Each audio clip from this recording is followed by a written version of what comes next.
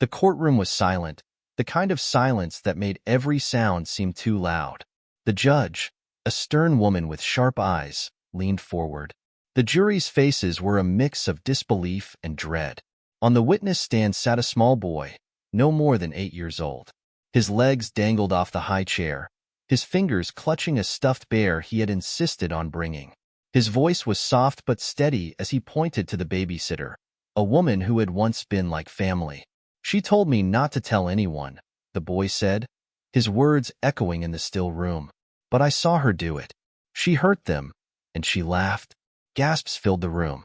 The babysitter, seated next to her lawyer, went pale, her hands trembling. She leaned into her lawyer's ear, whispering furiously. The boy's mother buried her face in her hands, sobbing. The prosecutor, a tall man with sharp features, turned to the boy. "Can you tell us what happened, Johnny? Tell us what she did." Johnny hugged his bear tighter, his small shoulders trembling. He opened his mouth to speak, and then, it had all started 6 months earlier when Johnny's parents, Mark and Lisa, hired Vanessa, a friendly woman in her late 20s, to watch Johnny after school. They had found her through a mutual friend, who assured them Vanessa was trustworthy. She had glowing references and seemed to adore children. Johnny liked her too, or at least he did at first. Vanessa brought him toys, let him stay up late, and always had a bag of candy in her purse. But things began to change a few weeks in. Johnny started having nightmares, waking up screaming about the shadows and the bad room. Lisa chalked it up to his overactive imagination and stress from school. One night, Johnny came to their room crying. "I don't want Vanessa to come tomorrow," he said, clutching his bear. Lisa frowned. "Why not, sweetheart? Did something happen?" Johnny hesitated, looking down at his toes. "She's scary when you're not here." Mark laughed lightly. "Scary? Vanessa? Come on, buddy. She's one of the nicest babysitters we've had." But Johnny's eyes didn't light up with reassurance. Instead, he whispered, "She's not nice when you're gone." The next day, Lisa decided to have a quick word with Vanessa before leaving for work. She mentioned Johnny's sudden fear, but Vanessa laughed it off. "Oh, kids. They just like having their parents around. I'll keep an eye on him, I promise." That seemed to ease Lisa's worry, until Johnny came home from school with bruises on his arms a week later. "Johnny, what happened?" Lisa asked, kneeling in front of him. "I fell," Johnny mumbled, not meeting her eyes. But something about his voice didn't sit right with her. She pressed further, but he wouldn't say more. Mark shrugged it off, telling Lisa not to jump to conclusions. "Kids fall all the time," he said. "He's fine." Lisa wanted to believe that, but the uneasy feeling in her gut only grew. She decided to set up a small camera in the living room, hidden on a shelf among picture frames. She didn't tell Mark, thinking it was just a precaution. The footage from the first few days showed nothing unusual. Vanessa played with Johnny, helped him with his homework, and cooked dinner. Everything seemed normal until the 4th day. Lisa sat in her car after work, scrolling through the footage on her phone. At first, it looked like Vanessa was helping Johnny clean up his toys. Then, without warning, she grabbed him by the arm and yanked him so hard he nearly fell. Lisa's heart raced. She kept watching. Vanessa's expression turned cold, her mouth moving in sharp, angry words. Johnny's face crumpled as he nodded, tears streaming down his cheeks. Lisa felt sick.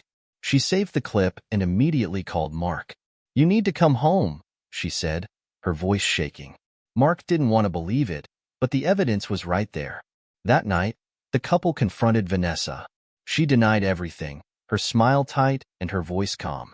"Johnny must have misunderstood," she said. "I'd never hurt him."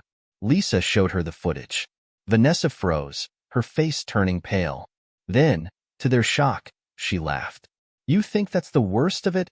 she said, her voice dripping with malice. "You don't even know." Mark stepped forward, furious, but Vanessa held up her hands. "I quit," she said simply, grabbing her bag and walking out. The couple reported the incident to the police, but there wasn't enough evidence to charge Vanessa. That night, Johnny refused to sleep in his room. "She's coming back," he whispered. Lisa assured him that Vanessa wouldn't hurt him anymore. But 2 weeks later, Johnny disappeared while playing in the backyard. The courtroom was packed as Johnny began to tell his story, every word pulling the jury further into a web of terror. The details were worse than anyone could have imagined. Johnny paused, tears streaming down his face. She said if I told, she'd... The courtroom door burst open. Everyone turned as the officer standing guard shouted, "Stop right there!" Vanessa, her hair disheveled and eyes wild, stood in the doorway, a knife in her hand. The room erupted into chaos. Johnny's mother screamed, clutching her son as officers tackled Vanessa to the ground. The knife clattered to the floor, and Vanessa's laughter echoed through the room like a haunting melody. This was far from over. The courtroom buzzed with panicked voices as officers dragged Vanessa out of the room. Her wild laughter echoed down the hallway until the doors slammed shut. Johnny clung to his mother, his small body trembling. The judge banged her gavel repeatedly, trying to restore order. "Everyone, remain calm," she commanded, her voice sharp. "Court is now in recess until further notice." Lisa scooped Johnny into her arms, whispering soothing words even though her own heart felt like it might burst out of her chest.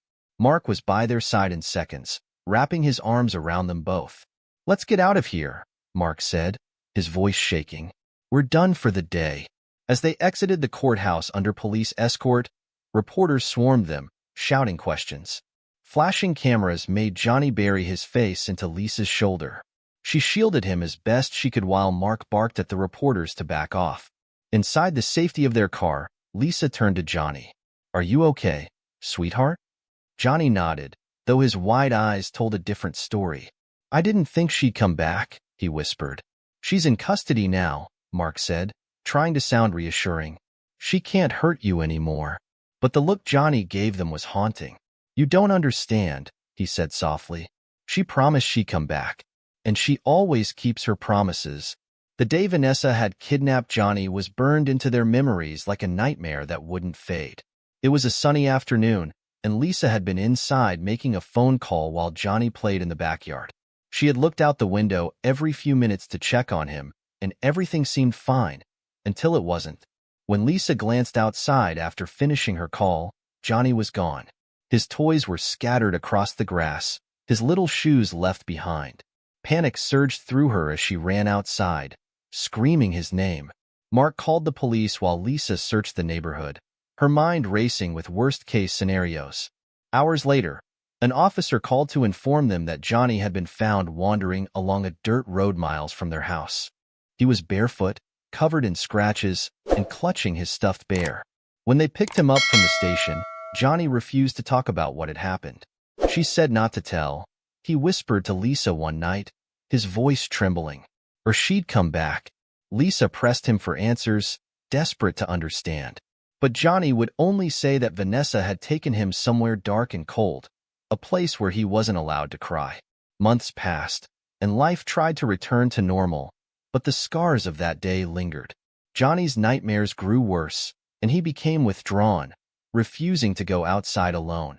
Lisa and Mark enrolled him in therapy, hoping it would help him heal. Slowly, he began to open up, sharing bits and pieces of what Vanessa had done.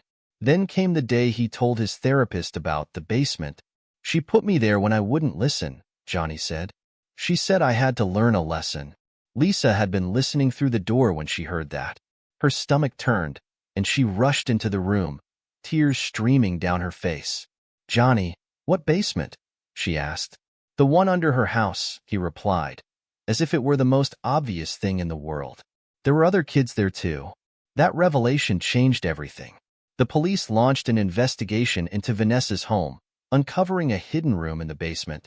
Though empty when they arrived, the walls bore scratches, and the air was thick with the scent of mildew and fear. It was enough to reopen the case, and Vanessa was arrested. But her lawyer argued that the evidence was circumstantial, and Vanessa maintained her innocence, claiming Johnny was making up stories. The trial became a media sensation. Johnny was called to testify, his young voice carrying the weight of unimaginable trauma. The day of his testimony, Lisa had been terrified. She held his hand tightly as they walked into the courtroom, whispering, "You're so brave, Johnny.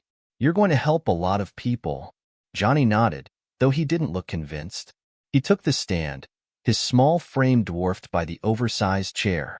He gripped his bear tightly, his knuckles white. And then, just as he began to tell his story, Vanessa burst into the courtroom. Back at home, the family sat in stunned silence. The events of the day replayed in their minds like a terrible movie. "Do you think she'll be able to hurt us again?" Lisa asked Mark, her voice barely above a whisper. Mark shook his head. "She's in custody now. There's no way she's getting out this time." But Johnny's quiet voice cut through their conversation. "She said she has friends," he murmured. Lisa and Mark exchanged a worried glance. "What do you mean, sweetheart?" Lisa asked gently. Johnny hesitated before answering. "She told me that if she ever got caught, her friends would take care of it. They'd make sure she got what she wanted." The words sent a chill down Lisa's spine. "Who are her friends, Johnny? Did you see them?" Johnny shook his head. "No, but she talked about them a lot. She said they're always watching." The next morning, they woke to find a note slipped under their front door. Written in jagged handwriting were the words, "You can't protect him forever." The note sent Lisa into a panic. She called the police, who promised to increase patrols in their neighborhood, but it wasn't enough to calm her nerves. Mark installed security cameras around the house, triple-checked the locks, and kept a bat by the bed. But deep down, they both knew this wasn't over. Vanessa's reach went further than they had ever imagined, and the real terror was only just beginning. The note changed everything. Lisa and Mark no longer felt safe in their own home. They couldn't shake the feeling that eyes were constantly watching them, waiting for the perfect moment to strike. Johnny didn't want to sleep in his room anymore, so they let him stay in their bed. Every creak of the house, every gust of wind outside, felt like a threat. Lisa spent her nights staring at the ceiling, the note's words haunting her mind. "You can't protect him forever." The police did their best to assure them that Vanessa couldn't orchestrate anything from jail. "She's in custody under tight surveillance," the officer had said. "We'll also keep an eye on your house. But if you notice anything suspicious, call us immediately." Suspicious things started happening almost immediately. It began with small, unsettling incidents. The porch light would flicker, though Mark had recently replaced the bulb. A toy from Johnny's room appeared on the kitchen table, even though none of them had put it there. "Maybe it's just Johnny moving things around," Mark suggested, trying to stay rational. "He's been through a lot." But Lisa wasn't convinced. "Johnny hasn't been in his room for days." "And what about the porch light? You said it was new." Mark didn't have an answer. He wanted to believe these were coincidences, but deep down, he felt the same unease Lisa did. Then came the night the cameras caught something. Mark was reviewing the footage in the living room while Lisa put Johnny to bed. He fast-forwarded through hours of nothing. Just the empty backyard, the trees swaying in the wind. Then, around 2 a.m., the motion sensor triggered. The camera picked up a shadow moving along the fence line. It was quick, darting in and out of view. Mark paused the video and rewound it, his heart pounding. This time, he watched closely as the shadow lingered near the back gate. A figure emerged, a man in a dark hoodie, his face obscured. Mark leaned closer to the screen, his breath catching. The man stood still for a moment, then reached into his pocket and pulled something out. He appeared to slip a piece of paper through the gate before vanishing into the night. Mark called Lisa downstairs. "You need to see this," he said, his voice tight. Lisa watched the footage, her face growing pale. "That's not just some random person," she said. "They're leaving us a message." They rushed outside to check the gate. Sure enough, a piece of paper was wedged between the bars. Lisa hesitated before unfolding it, her hands shaking. The note read, "You were warned." The police were called immediately. They reviewed the footage, but the intruder's face was too obscured to make a clear identification. Still, the officers promised to increase patrols around the house and set up temporary motion detectors near the gates. "Do you think it's one of Vanessa's friends?" Lisa asked the lead officer. He nodded grimly. "It's possible. She's been linked to some questionable people in the past, but we're still investigating. For now, stay alert and don't hesitate to call us if anything happens." Lisa didn't feel reassured. Staying alert wasn't enough when someone was targeting their family. A week passed without incident. The nights were sleepless, but the house was quiet. Just when they started to feel a sliver of relief, the phone calls began. The first call came late at night. Lisa answered groggily, thinking it might be her sister checking in. Hello? At first, there was only silence. Then, a low, raspy voice whispered, "You can't hide him forever." Lisa froze, her heart pounding in her chest. "Who is this?" she demanded, her voice shaking. The caller didn't answer. The line went dead. Lisa stared at the phone, her hands trembling. She told Mark what happened, and they immediately reported the incident to the police. The second call came the next night. This time, Mark answered. "Leave us alone," he shouted. But the caller hung up before he could say more. Each call was like a knife, twisting deeper into their fear. The police traced the number, but it was unregistered, a burner phone. Lisa and Mark debated whether to pull Johnny out of school and go into hiding, but the police advised against it. "If you run, you're giving them power," the officer said. "Stay strong. We're doing everything we can." But everything we can didn't feel like enough when, 3 nights later, they woke to the sound of glass shattering downstairs. Lisa bolted upright in bed, her heart pounding. "Mark, did you hear that?" Mark was already on his feet, grabbing the bat he kept by the door. "Stay here with Johnny," he said, his voice low. "Lock the door." "No, I'm coming with you," Lisa insisted, but Mark shook his head. "Just stay with him, Lisa. Please." Reluctantly, Lisa locked the bedroom door and sat on the bed, holding Johnny close. "It's okay," she whispered, though her voice wavered. "Daddy's just checking." Johnny didn't say a word. His wide eyes were fixed on the door, his small hands clutching her arm. Downstairs, Mark moved cautiously, his bat raised. He scanned the living room, the kitchen. Nothing. Then he saw it. The back door was wide open, the glass shattered. Mark's stomach churned as he stepped closer. On the floor was another note, written in the same jagged handwriting. "You should have listened." Suddenly, a noise came from upstairs, a loud thud, followed by Lisa's scream. Mark's blood ran cold as he raced back up the stairs, his heart pounding. He threw open the bedroom door to find Lisa standing in the corner, holding Johnny tightly. The window was open, the curtains billowing in the wind. "Someone was here," Lisa cried, her voice shaking. "They tried to get in." Mark ran to the window, looking out into the darkness. He couldn't see anyone, but the message was clear. They weren't safe. Not here, not anywhere. And whoever was after them wasn't done yet. The night was a blur of sirens, questions, and mounting terror. The police arrived within minutes of Lisa's frantic call, combing the house for evidence. Officers examined the broken glass downstairs and the open window in Johnny's room, but whoever had been there was long gone. "We'll increase the patrols around your neighborhood," the lead officer assured them, though the words felt hollow. "We'll also station someone outside your home for the next few nights." "That's not enough," Lisa said, her voice trembling. "Whoever this is, they're inside our heads. They know how to make us feel unsafe." Mark stood silently, his hand gripping the bat so tightly his knuckles were white. He didn't want to admit it, but Lisa was right.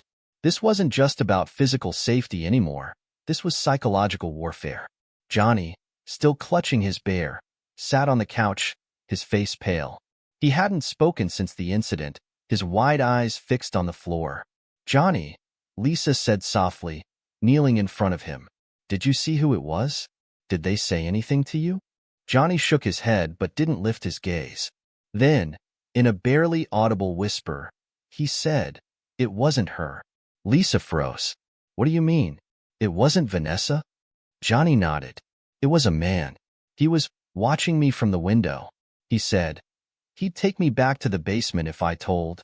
Lisa's breath caught in her throat. She looked at Mark, whose face had turned ashen. This wasn't just about Vanessa anymore. She had people working for her, people who were just as dangerous, if not more. The next morning, Lisa and Mark decided it was time to take drastic measures. They packed bags for themselves and Johnny, leaving behind the home they'd worked so hard to build. The police had offered them a safe house, but Lisa didn't trust staying in a location tied to law enforcement. Whoever was targeting them seemed to have connections everywhere. Mark called his brother, Jim, who lived 3 hours away in a small, secluded town. Jim had always been the no-nonsense type, a former Marine with a quiet life on the outskirts of civilization. "You can stay here as long as you need," Jim said over the phone. "Nobody's getting past me." That was enough to convince Lisa and Mark. By midday, they were on the road, with Mark keeping one eye on the rearview mirror the entire time. Jim's property felt like a fortress. A high fence surrounded the house, and cameras monitored every angle. His German shepherd, Duke, patrolled the yard like a soldier on duty. "This is perfect," Lisa said, finally allowing herself to exhale. "Perfect's a stretch," Mark muttered, still glancing over his shoulder. But Johnny seemed more at ease here. He played with Duke in the backyard, his laughter returning for the first time in weeks. It was a small reprieve for Lisa and Mark, who took turns keeping watch from the porch. Days passed without incident. The tranquility of the town, the isolation of Jim's home, it all felt like a shield against the darkness that had consumed their lives. But deep down, Lisa knew it couldn't last. One night, just as Lisa was beginning to think they might actually be safe, Johnny woke up screaming. Lisa and Mark rushed into his room to find him sitting up in bed, tears streaming down his face. "What's wrong, sweetheart?" Lisa asked, pulling him into her arms. "She's here," Johnny cried. "She's outside." Mark grabbed the bat and ran to the window, but the yard was empty. Duke was pacing near the fence, barking furiously, but there was no sign of anyone. "Johnny," Lisa said gently, brushing his hair back, "are you sure you saw her?" Johnny nodded frantically. "I saw her. She was standing by the gate and she said I was coming with her." Lisa's blood ran cold. She believed him. Johnny's fear was too raw, too real to be a nightmare. Mark stayed up the rest of the night, pacing the house with the bat in hand. Jim, sensing something was wrong, joined him. "I'll take the first watch," Jim said, loading his shotgun. "If she or anyone else shows up, I'll handle it." But the night passed without incident. No one came to the gate. No new notes appeared. By morning, Lisa tried to convince herself that maybe Johnny had imagined it. Maybe his mind was just playing tricks on him after everything he'd been through. But then Jim called them to the backyard. "You need to see this," he said grimly, pointing to the ground near the gate. Lisa and Mark stepped closer, their stomachs twisting as they saw it. Carved into the dirt was a single word: soon. The atmosphere at Jim's house shifted after that. The sense of safety they'd felt was shattered. Jim doubled the patrols around the property, setting up more cameras and motion sensors, but it wasn't enough to calm their nerves. Mark suggested leaving the country, but Lisa wasn't sure that would stop whoever was after them. They needed answers, real answers, and the only person who could give them was Vanessa. "I want to talk to her," Lisa said suddenly, breaking the tense silence in the living room. Mark looked at her like she'd lost her mind. "Are you serious? After everything she's done?" "She's the only one who knows what's really going on," Lisa said firmly. "If we don't confront her, this will never end." The next day, Lisa contacted the police and arranged for a meeting with Vanessa at the county jail. The officers were hesitant but agreed, with the condition that Lisa wouldn't go alone. "I'll go with you," Mark said, though he clearly hated the idea. They left Johnny with Jim, promising him they'd be back by evening. Johnny clung to Lisa's hand before they left. "Don't let her hurt you," he said softly. Lisa kissed his forehead. "I won't, sweetheart. I promise." The jail was cold and sterile, its walls a dull gray that seemed to sap the life out of the room. Vanessa was already seated at the table in the visitors' area, her hands cuffed in front of her. She looked different, thinner, paler, but her eyes still held that unnerving glint of malice. "Lisa," Vanessa said with a smirk as they entered. "Mark, what a surprise." Lisa sat across from her, her hands clenched into fists. "This ends now, Vanessa. Whatever game you're playing, it's over." Vanessa tilted her head, feigning innocence. "Game? I have no idea what you're talking about. Don't lie to me." Lisa snapped. "Your people came to our house. They left notes. They tried to break in. Johnny saw you at the gate." Vanessa's smile widened. Johnny's always had such a vivid imagination. Mark slammed his hand on the table. "Enough. Who are these people working for you?" What do they want? Vanessa leaned forward, her smile fading into something colder. You don't get it, do you? This isn't about what I want. It's about what Johnny knows. Lisa frowned. What are you talking about? What does Johnny know? Vanessa's voice dropped to a whisper, her eyes gleaming with sinister delight. He knows the truth. Before Lisa could ask what she meant, the lights in the room flickered, and the sound of alarms blaring filled the air. Code red, a guard shouted. Lockdown. Vanessa leaned back in her chair, her laughter echoing above the chaos. You'll never stop it, she said, her voice dripping with malice. It's already begun. Mark grabbed Lisa's hand as officers stormed the room, and in that moment, Lisa realized their nightmare was far from over. The blaring alarms made Lisa's heart pound as she and Mark were rushed out of the visitors area by officers. They didn't have time to process Vanessa's cryptic words before chaos erupted around them. Guards shouted commands, and the sound of heavy doors slamming echoed through the corridors. What's going on? Mark demanded, gripping Lisa's hand tightly. There's been a breach, an officer barked, ushering them toward an exit. We need to get you out of here now. Lisa's mind raced. A breach? In a high-security jail? The timing was too perfect, too deliberate. Vanessa's smug expression flashed in her mind. This wasn't random. This was part of her plan. As they were escorted to the parking lot, Lisa turned to the officer. Is Vanessa still in custody? The officer hesitated. For now. But you need to leave. For now. Mark repeated, his voice rising. What does that mean? How could she possibly? The officer cut him off. Get in your car and go. We'll contact you when it's safe. Mark and Lisa had no choice but to comply. They climbed into their car, Mark's hands shaking as he started the engine. As they pulled out of the lot, Lisa glanced back at the jail. She swore she saw Vanessa's face in one of the barred windows, her expression calm and triumphant. The drive back to Jim's house was silent, except for the occasional shallow breaths Lisa took to calm herself. Mark's knuckles were white as he gripped the steering wheel, his jaw clenched. What did she mean? Johnny knows the truth? Lisa finally asked, breaking the tension. Mark shook his head. I don't know, Lisa. Maybe she was just messing with us, trying to scare us. No, Lisa said firmly. She wasn't bluffing. There's something she knows, something Johnny knows, and it's why all of this is happening. They pulled into Jim's driveway, the headlights illuminating the German Shepherd, Duke, pacing near the gate. Jim was on the porch, his shotgun resting against the railing. What happened? Jim asked as they climbed out of the car. Lisa gave him a quick rundown of the visit and the chaos at the jail. They said there was a breach, she added. Do you think it's connected to what's happening here? Jim's expression darkened. I'd bet my life on it. These people aren't just playing games anymore. They're escalating. Inside, Johnny was asleep on the couch, his bear tucked under his arm. Lisa knelt beside him, brushing a strand of hair from his face. For a brief moment, she felt a flicker of peace, until she noticed something on the coffee table. It was a piece of paper, folded neatly in half. Her stomach dropped as she reached for it. Jim, she said, her voice shaking. Did anyone come into the house while we were gone? Jim frowned. No, I've been here the whole time. Why? Lisa unfolded the note. The words, written in the same jagged handwriting as before, sent a chill down her spine. You're running out of time. Mark and Jim rushed to her side, reading the note over her shoulder. That's impossible, Jim said. The house was locked. I would have seen someone. Lisa stared at the note, her hands trembling. They got in somehow. They're watching us. Mark turned to Jim. We can't stay here. It's not safe. And go where? Jim snapped. You're safer here than anywhere else. Are we? Mark shot back.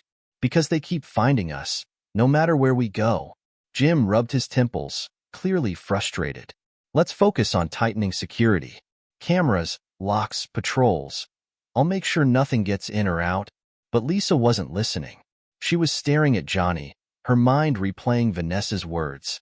It's about what Johnny knows. She knelt beside him and gently shook his shoulder. Johnny, sweetheart, wake up.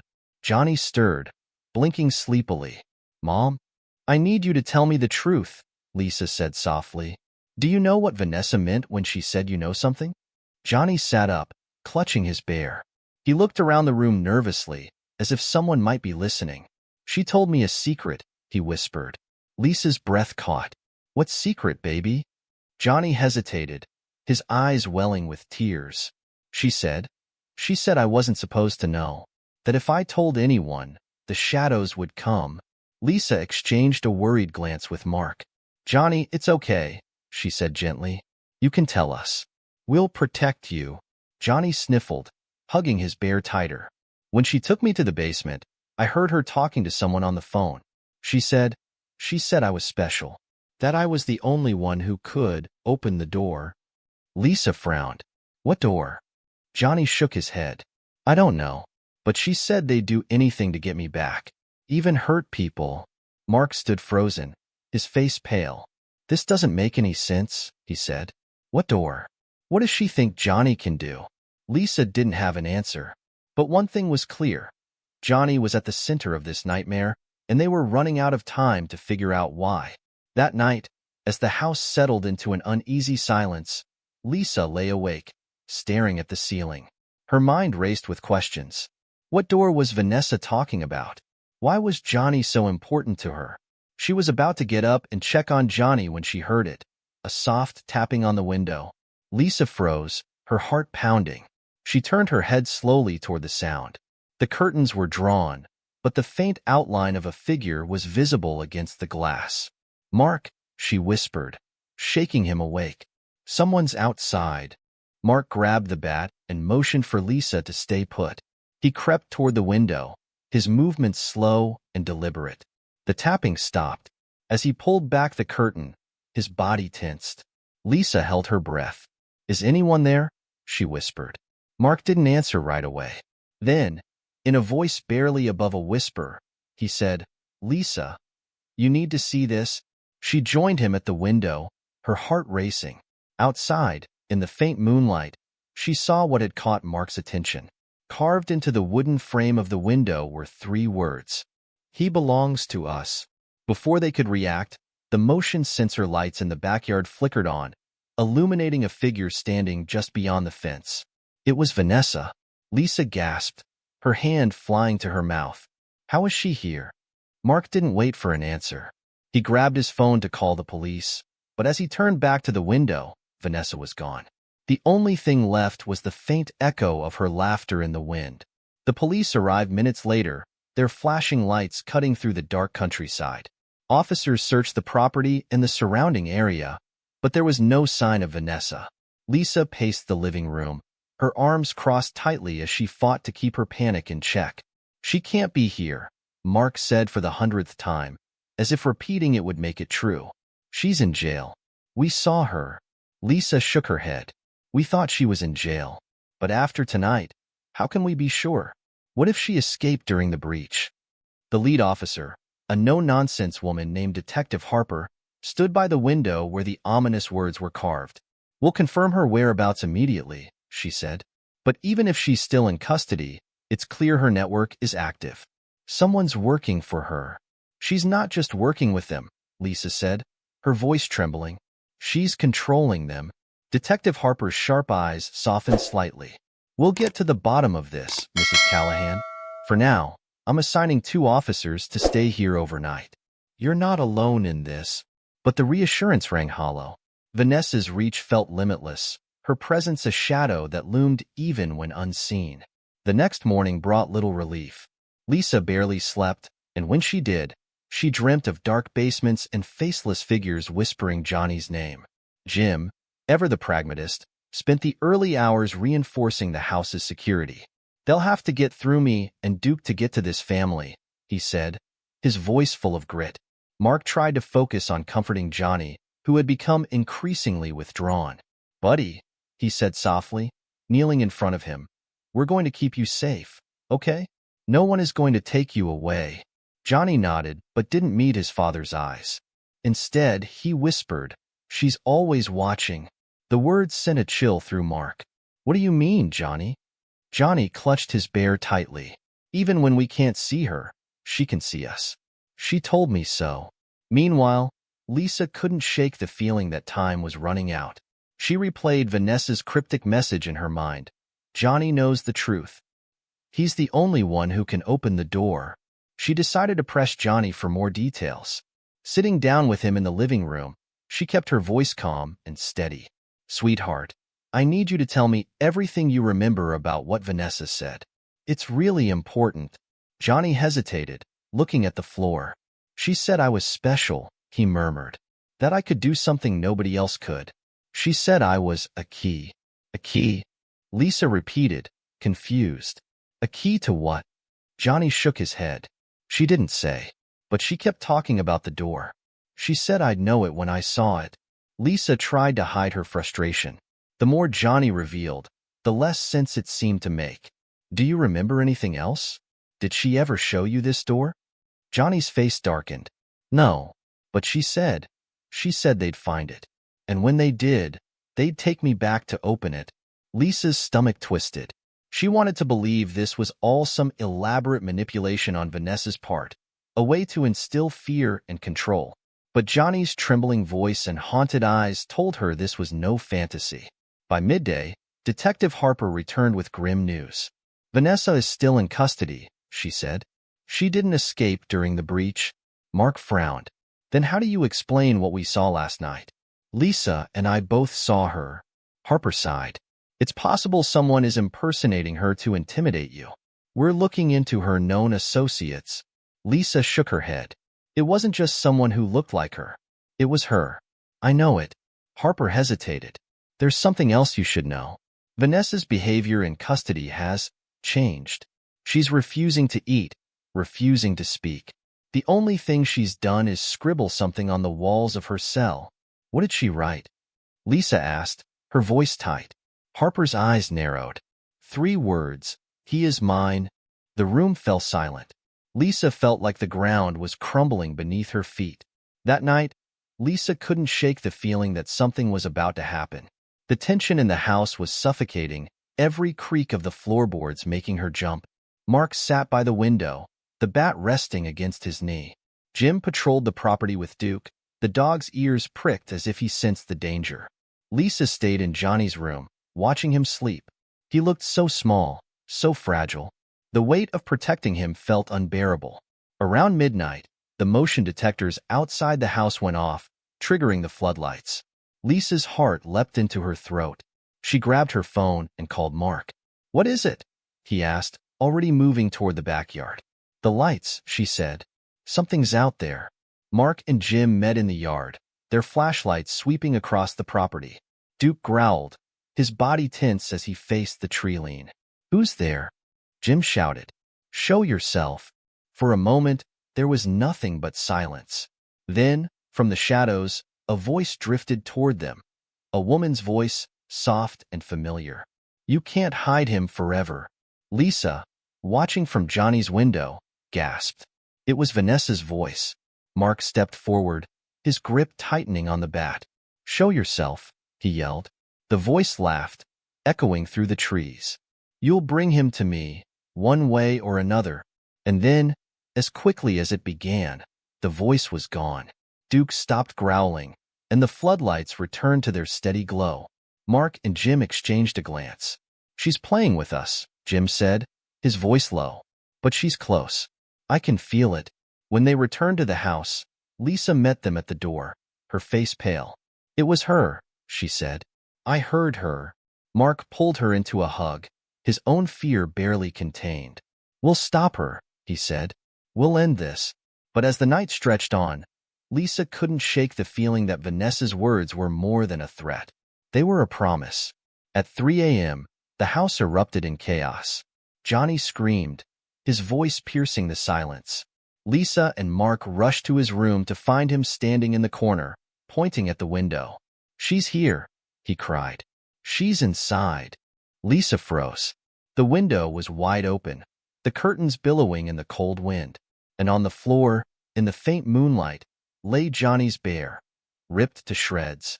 Before anyone could react, a voice echoed through the room, low and chilling. "Bring him to me, or I'll come back." The chilling voice lingered in the air, wrapping the room in a suffocating silence.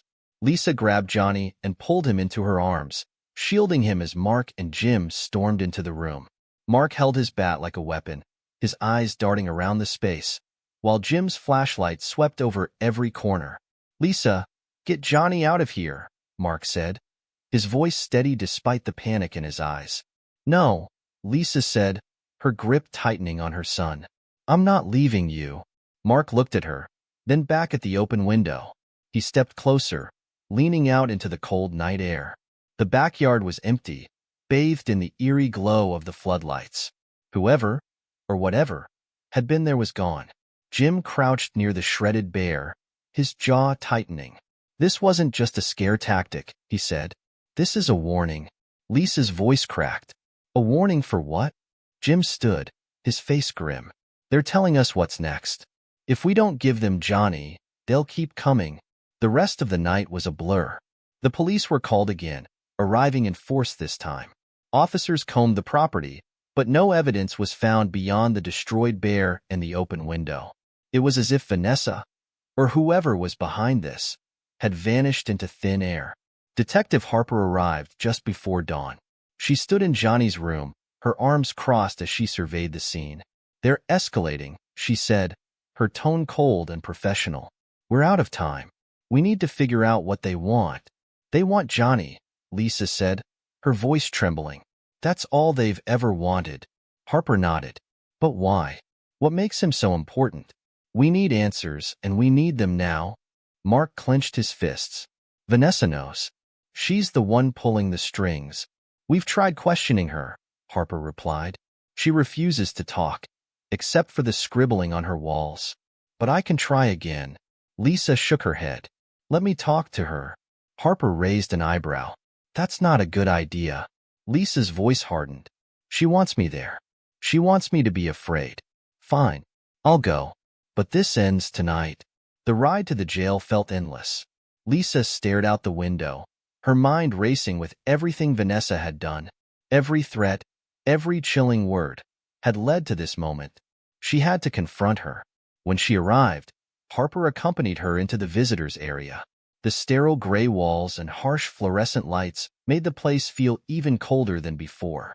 Vanessa was already seated, her hands cuffed to the table. She looked thinner, her hair unkempt, but her eyes gleamed with the same unsettling confidence. "Lisa," she said, her lips curving into a smile. "I was wondering when you'd visit again." Lisa sat down, her hands trembling as she placed them on the table. "I want answers, Vanessa." "Why, Johnny? Why are you doing this?" Vanessa tilted her head, her smile never fading. "You already know why." "No," Lisa snapped. "I don't. All I know is you keep saying he's special, that he's a key. What does that even mean?" Vanessa leaned forward, her voice dropping to a whisper. "He's the key to the door, Lisa. The one we've been waiting to open for centuries." Lisa's stomach churned. "What door? What are you talking about?" Vanessa's smile widened. "The door between worlds." Lisa stared at her, her mind struggling to process the words. "You're insane." "Am I?"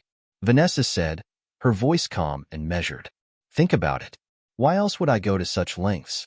Why would so many people be willing to risk everything for him? Johnny's not just a boy, Lisa. He's the bridge." Lisa's breathing quickened. "Bridge to what?" Vanessa's eyes darkened, her voice growing softer. "To them." Lisa's heart raced. "Who are they?" Vanessa leaned back, her smile turning sinister. "You'll see soon enough." Lisa stood abruptly, her chair scraping against the floor. "You're lying. You're just trying to scare me." Vanessa laughed, the sound echoing through the room. "Oh, Lisa, you're already scared. And you should be." Lisa turned to leave, but Vanessa's voice stopped her cold.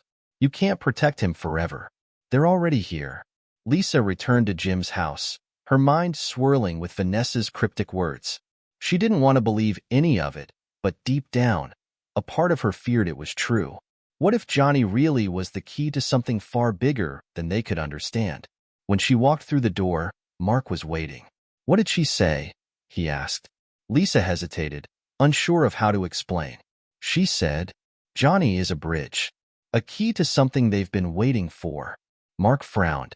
A bridge to what? Lisa's voice wavered. She wouldn't say, but she called it a door.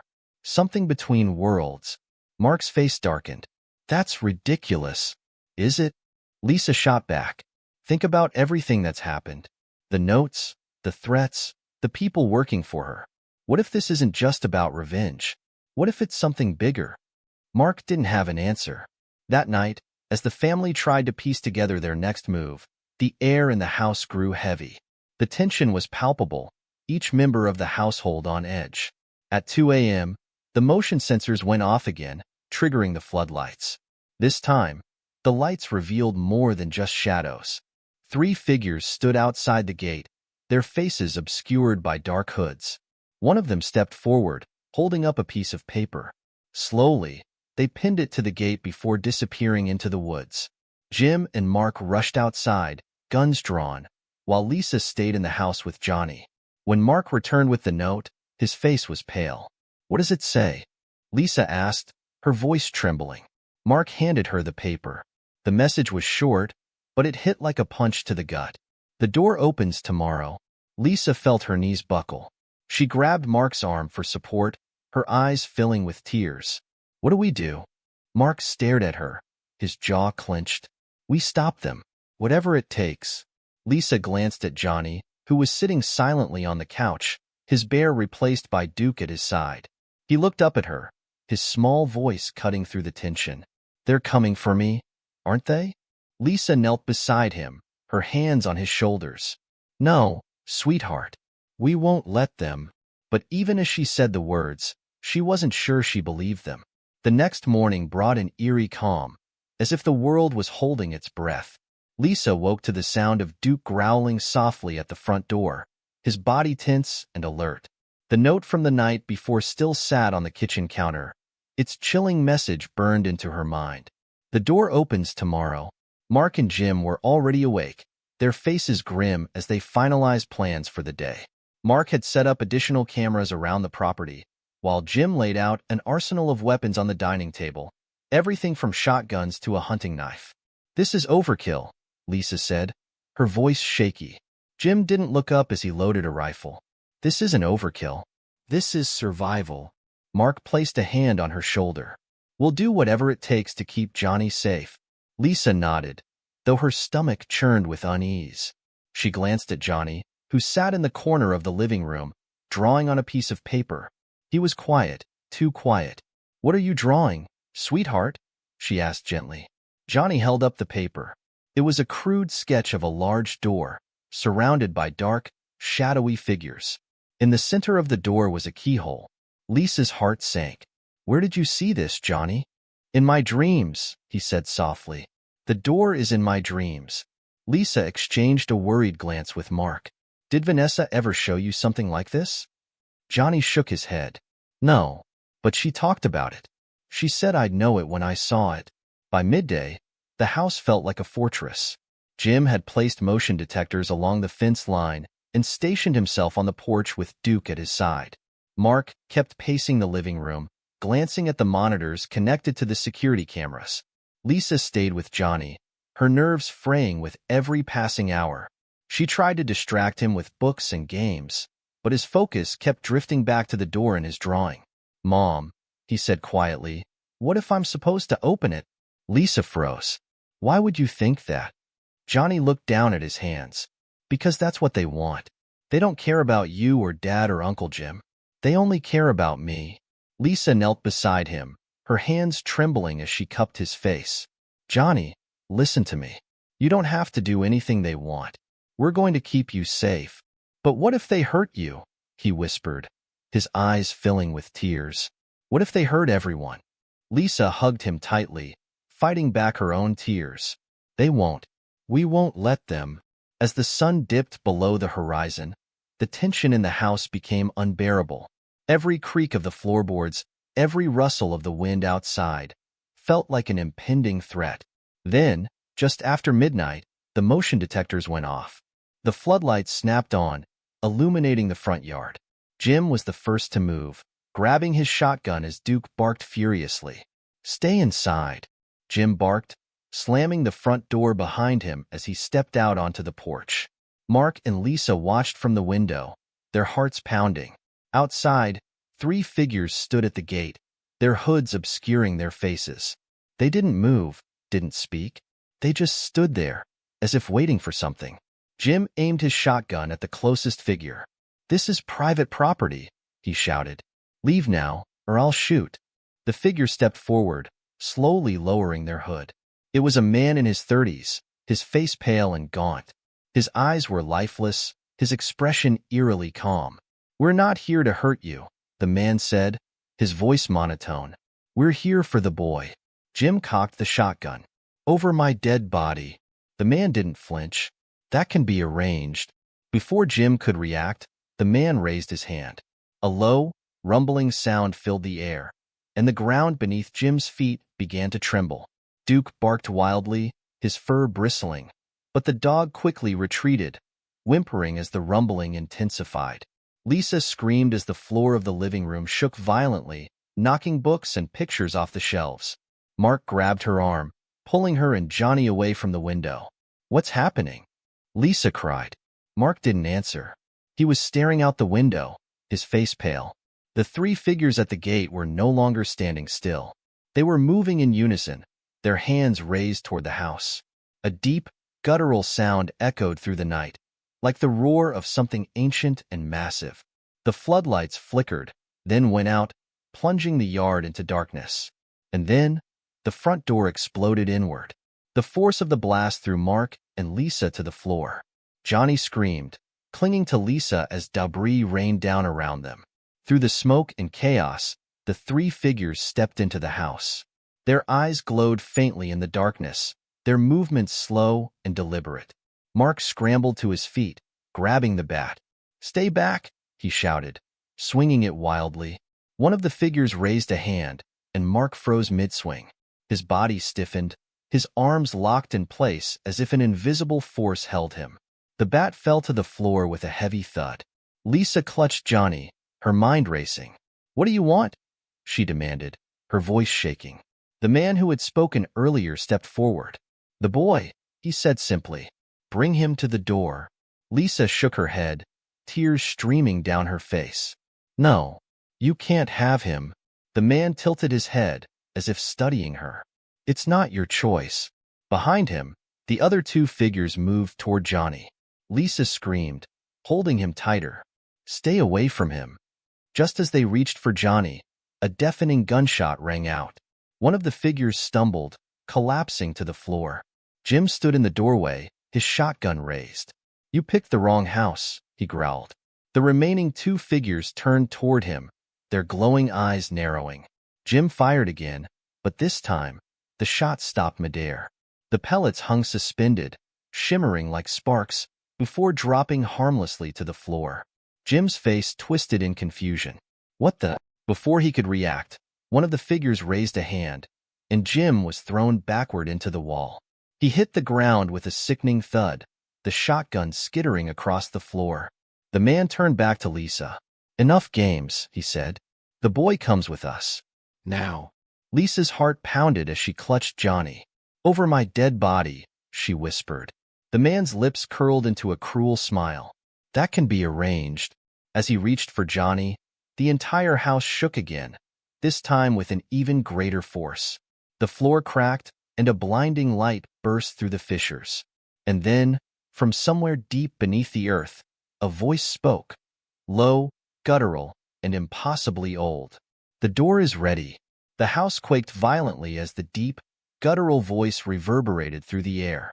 The blinding light from the cracks in the floor grew brighter, casting eerie shadows on the walls. Lisa clung to Johnny, her mind racing with fear and desperation. Mark stumbled to his feet, grabbing a shard of wood from the shattered doorframe. Jim groaned, struggling to get up from where he'd been thrown against the wall. The man leading the intruders stood still, his glowing eyes fixed on the cracks in the floor. "It is time," he said, his voice filled with reverence. "The door opens." "No," Lisa screamed, holding Johnny tighter. "You're not taking him." The man's gaze shifted to her, cold and unyielding. "You can't stop this." The fissures in the floor widened, the light intensifying until it was nearly blinding. A deafening roar filled the room, like the sound of 1,000 voices crying out in unison. Lisa shielded Johnny's eyes, her own tears streaming as she screamed for Mark. Mark rushed forward, wielding the shard of wood like a weapon. He swung it at the nearest intruder, but the figure raised a hand, stopping him mid-strike. Mark's body froze, suspended in the air as if held by an invisible force. "Mark!" Lisa cried, her voice breaking. The man leading the group looked at Mark with mild curiosity. "Your resistance is admirable," he said, "but futile." With a flick of his wrist, Mark was hurled across the room, crashing into a cabinet. Lisa's scream was drowned out by Johnny's cries as the boy buried his face in her chest. The two remaining figures moved toward Lisa, their glowing eyes fixated on Johnny. Jim, his face bloodied but determined, grabbed the fallen shotgun and fired again. This time, the shot hit one of the figures square in the chest, sending them staggering backward. The man turned to Jim, his expression unreadable. "Enough," he said, his voice carrying an unnatural weight. Jim was lifted off the ground, his arms pinned to his sides. He struggled, his face contorted with pain, but it was no use. The man gestured, and Jim was flung through the shattered window, disappearing into the darkness outside. Lisa felt her heart shatter. "Please," she begged, her voice trembling. "Please don't take him." The man stepped closer, his face inches from hers. "He doesn't belong to you," he said softly. "He belongs to them." The light from the cracks began to coalesce, swirling into a vortex that pulsed with raw energy. Lisa could feel the heat on her skin, the force pulling at her as if it were trying to rip Johnny from her arms. The air was heavy, thick with an otherworldly presence. From the vortex, shapes began to emerge, shadows with no clear form, shifting and writhing as they moved closer to the surface. They radiated a palpable malice, their whispers filling the room like a sinister chant. Lisa's grip on Johnny tightened. "You can't have him," she screamed. "He's my son." The man tilted his head, as if amused. "He was never yours to keep." Lisa's desperation turned to fury. She reached for a piece of broken glass on the floor and slashed at the man's arm. He hissed in pain, recoiling as dark, smoke-like tendrils seeped from the wound. "Run, Johnny," she shouted. "Go to the backyard. Don't stop." Johnny hesitated, tears streaming down his face. "Mom, no. Go." Lisa screamed, pushing him toward the door. Johnny scrambled to his feet and ran, his small frame disappearing into the chaos. The man turned to Lisa, his glowing eyes narrowing. "That was a mistake." Lisa grabbed another shard of glass, her hands shaking but her resolve unyielding. "You'll have to kill me first." The man's lips curled into a sinister smile. "As you wish." In the backyard, Johnny stumbled through the darkness, his heart racing. The ground beneath him continued to quake, and the swirling light from the house cast eerie shadows on the trees. "Where are you, Duke?" Johnny whispered, his voice trembling. As if in answer, Duke emerged from the shadows, his fur bristling and his teeth bared. The dog growled low, positioning himself protectively in front of Johnny. "Good boy," Johnny said, his voice barely audible. "We have to find Uncle Jim." Before they could move, the earth split open behind them, and the vortex expanded. The shadows pouring from it moved faster now, their whispers growing louder and more distinct. "The key, bring the key."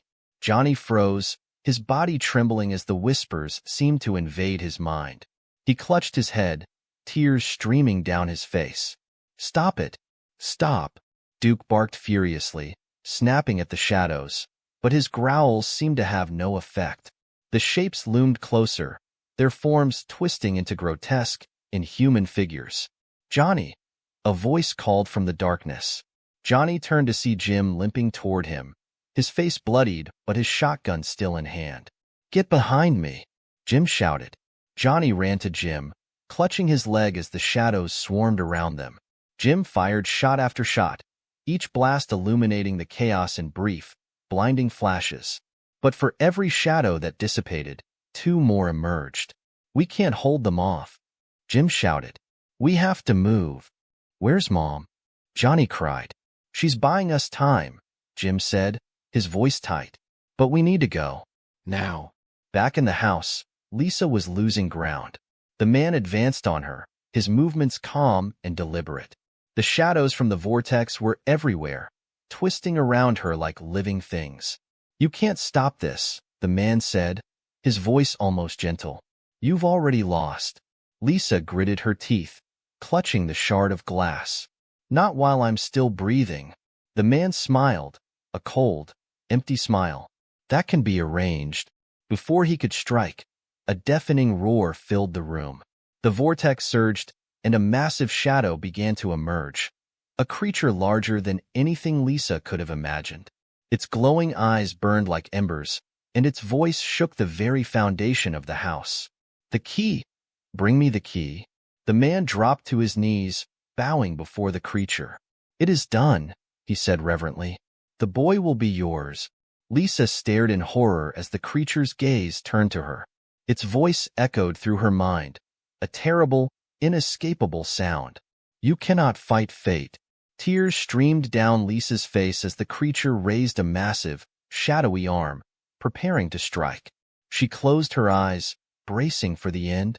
But then, from somewhere outside, a brilliant light erupted, cutting through the darkness like a blade. The shadows recoiled, hissing and shrieking as the light grew brighter. The creature roared, its form beginning to dissolve. And then, everything went silent. The silence that followed was deafening, a stark contrast to the chaos that had consumed the house moments earlier. Lisa opened her eyes, her breath coming in ragged gasps.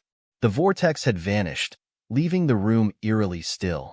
The oppressive shadows were gone, and the light from the cracks in the floor had faded completely. But Lisa's relief was short-lived. The massive creature's last words echoed in her mind.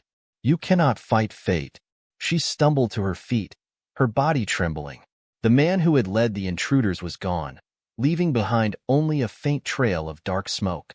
The house was in ruins, but Lisa didn't care about the damage. All she cared about was Johnny. Johnny, she screamed, her voice raw with desperation. Johnny, where are you? Outside, Johnny clung to Jim as the light that had erupted moments before faded into the night. Duke stood protectively by their side, his fur bristling as he scanned the yard for any remaining threats. What was that? Johnny whispered, his voice trembling. Jim shook his head, his grip on the shotgun tightening. I don't know, but whatever it was, it stopped them. Johnny looked up at his uncle, tears streaming down his face. I just want to go home. Jim knelt in front of him, his voice soft but firm. You are home, buddy, and no one is going to take you from us. I promise. Lisa's voice cut through the night. Johnny. Johnny turned, his face lighting up with relief. Mom. Lisa ran to him, dropping to her knees and pulling him into a tight embrace. She held him as if letting go would mean losing him forever. Oh, thank God, she whispered, kissing his forehead. I thought. Her voice broke, and she pulled him closer. Jim stood and surveyed the yard, his expression grim. We need answers, Lisa. What just happened? Lisa looked up at him, her face pale. Vanessa was right. Johnny is the key. But whatever they were trying to open, it's not finished. Jim's eyes narrowed. Then we need to make sure it never is. By dawn, the police arrived to secure the property and investigate the destruction. Detective Harper, visibly shaken by the scene, pulled Lisa and Mark aside. We've arrested Vanessa's known associates, she said, but we're still piecing together how this all connects. The destruction here, it's unlike anything I've ever seen. Lisa nodded, exhaustion etched into her face. It's not over, is it? Harper hesitated.